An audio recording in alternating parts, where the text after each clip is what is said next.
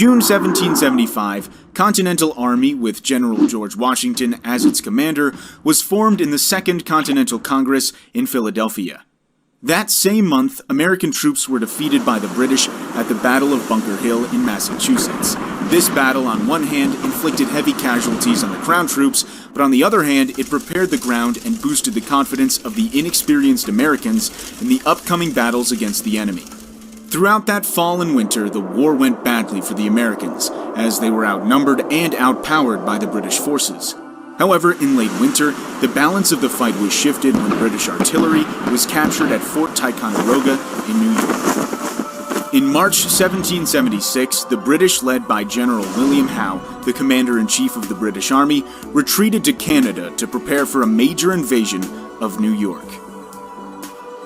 1 year after the beginning, the Revolutionary War was at full scale, and by June 1776, many colonists demanded independence from Britain.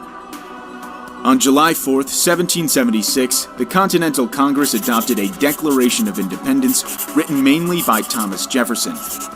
That same month, a large British fleet was sent to New York with the aim to crush the rebellion. 2 months later, routed by Howe's redcoats on Long Island, Washington's troops were forced to evacuate from New York City.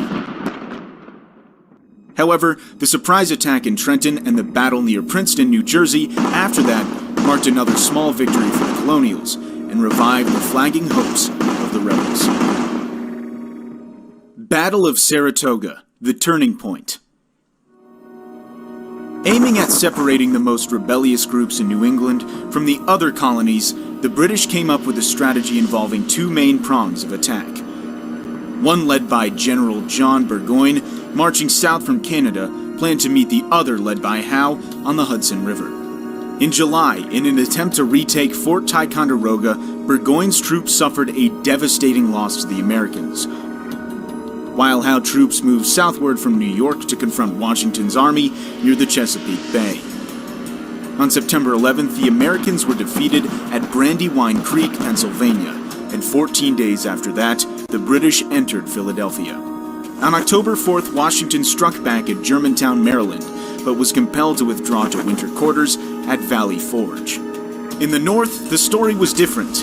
After being defeated by American forces in the first battle at Freeman's Farm, New York, and the second one at Bemis Heights, New York, General Burgoyne and his men were forced to surrender on October 17th. The American victory in Saratoga was considered the turning point of the war, as it involved France, which had been secretly aiding Americans since 1776, but was reluctant to declare itself openly as an ally.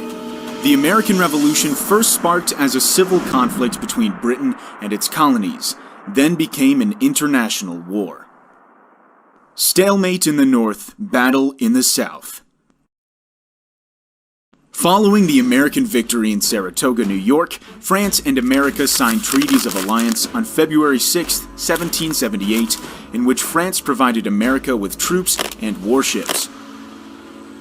During the winter at Valley Forge, Pennsylvania, Washington's forces received training and discipline from France. On June 28, 1778, when withdrawing from Philadelphia, Henry Clinton, who replaced Howe to take over the British forces, and his troops were attacked by Washington's army near Monmouth, New Jersey. This battle ended in a draw, letting Clinton's army get to New York safely. As the joint attack against the British in late July failed, France and America besieged Newport, Rhode Island. The war was locked in a stalemate phase in the north. In the south, Georgia and Charleston, South Carolina were occupied by the British in early 1779 and May 1780, respectively. Under the command of Lord Charles Cornwallis, British forces launched an offensive that defeated the Americans at Camden in mid-August. Later, on October 7th, American troops led by Isaac Shelby and John Sevier defeated Major Patrick Ferguson and one-third of General Cornwallis's army at Kings Mountain. In early 1781, General Daniel Morgan routed the British at Cowpens, South Carolina, marking America's victory on January 17th. The end of the colonial era in the U.S. The last major battle of the American Revolutionary War took place at Yorktown, Virginia in 1781. Washington and French commander Rochambeau teamed up to prepare for an attack against Clinton's forces with a total of around 14,000 soldiers and 36 French warships. Being surrounded and outpowered on land and sea by the Americans and French, Cornwallis and his entire army were forced to surrender on October 19, 1981. Following the battle at Yorktown and Cornwallis's surrender, the British still had its men stationed in some areas until the removal of their troops from Charleston and Savannah in late 1782.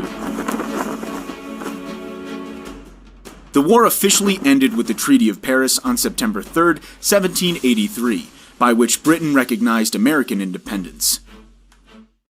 Why the Revolutionary War matters.